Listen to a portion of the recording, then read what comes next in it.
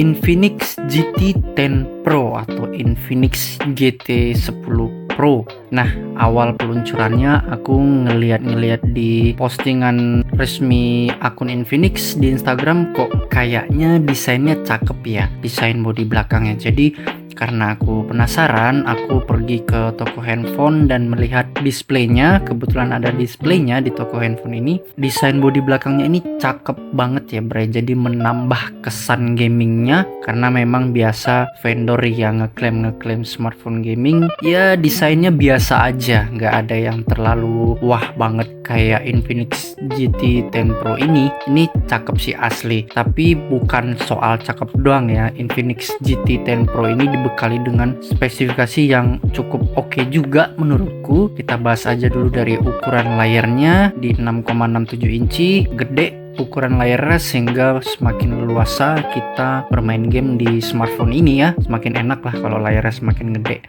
Jenis layar yang digunakan AMOLED makin menambah kesan mantap gamingnya, karena visual yang dihasilkan dari layar AMOLED itu cakep, bening dan bersih gitu ya kesannya. Resolusi layarnya Full HD Plus, refresh rate-nya di 120 Hz. Jadi visualisasi atau scroll kalau misalnya scroll di handphone ini ya, di smartphone ini pasti akan berjalan mulus gitu visual tampilannya, dan itu cukup kece. Kecerahan maksimal di 900 nits, jadi untuk penggunaan di luar outdoor ya, di bawah sinar matahari masih cukup oke lah untuk di 900 nits. Kemudian masuk ke dapur pacunya menggunakan chipset dari MediaTek, yaitu Dimensity 8050 dengan fabrikasi 6 nanometer. Nah, fabrikasi yang kecil ini di 6 nanometer. Kalau dulu chipset masih menggunakan 8 nanometer ya, Bray. Tapi di sini sekarang udah pada menggunakan 6 nanometer. Otomatis konsumsi daya baterai dari smartphone ini akan irit, dan untuk mendorong game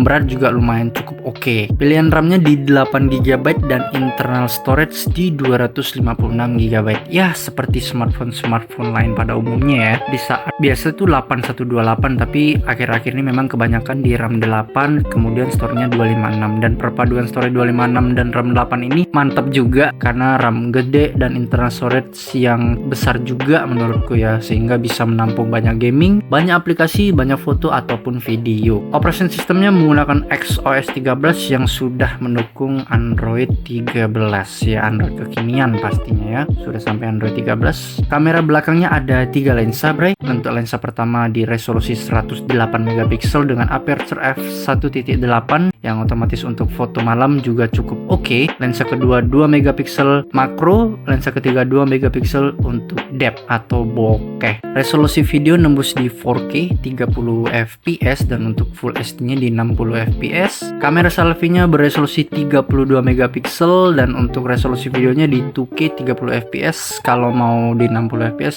diturunin ke full HD. Kapasitas baterainya juga gede di 5000 mAh, sudah menggunakan USB Type-C pastinya. Kalau belum menggunakan USB Type-C di zaman sekarang ini sangat kelewatan ya, karena teknologi sudah maju semua. Dan fast chargingnya di 45 watt. Sinyalnya support di 5G, stereo speaker, udah support NFC dan fingerprintnya di layar. Oke, kita lanjut ke kelebihan dari Infinix GT 10 Pro ini. Menurutku kelebihan pertama dari segi layar yang besar dan menggunakan panel AMOLED, itu perpaduan yang sangat mantap untuk sebuah handphone gaming. Kedua, chipsetnya juga lumayan ngebut di Dimensity 8050. Kelebihan ketiga di kamera selfie-nya ya, untuk resolusinya karena besar di 32 megapiksel. Kelebihan keempat, baterainya yang gede di 5000 mAh. Kelebihan kelima, sudah stereo speaker. Itu kelebihan yang oke menurutku dari Infinix GT 10 Pro. Kemudian kita bahas apa saja